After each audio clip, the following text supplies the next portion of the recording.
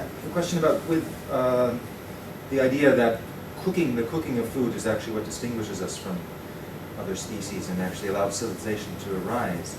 I'm just curious, in this period, was there any food that was advocated to be eaten raw? I mean, we think of a Mediterranean diet now, for example, as having salads, and there's also great debate now with the kind of raw food movement and seeing that actually raw food is actually healthier than cooked food. I'm just wondering whether anything along those lines was ever debated during this Wilkins period. I think there's more hesitation about rawness than in our world because of this need to assimilate plants into the human system.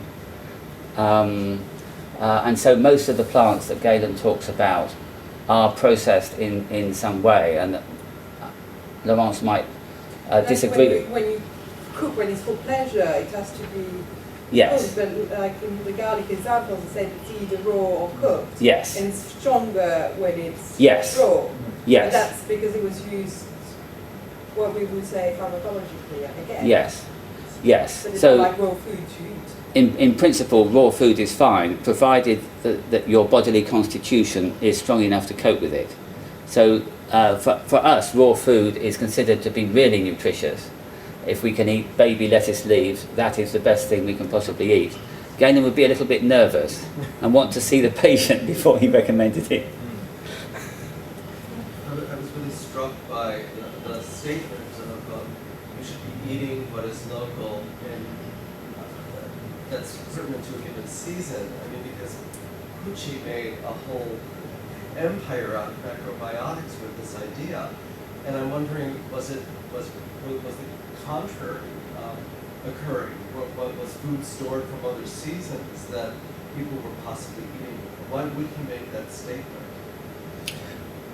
He makes a statement. It's a Hippocratic idea that environment is one of the major factors on our well-being, and so you need to know what part of the plant you're eating, in what season of the year, and where it has come from, because all of those things will affect the human being and will affect the plant.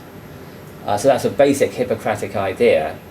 But in contrast with that, Galen was writing within the Roman Empire, so he considers plants that are imported from Spain and Italy and plants that are imported from the Far East.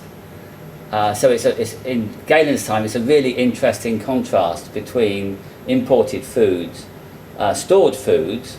So there's a big because that is a kind of processing, the aging of stored food, and then local foods, which in a sense are best if you know whether the pig has been raised in a mountainous area or in a marshy area, will have a great impact on the quality of the meat that you're eating from it.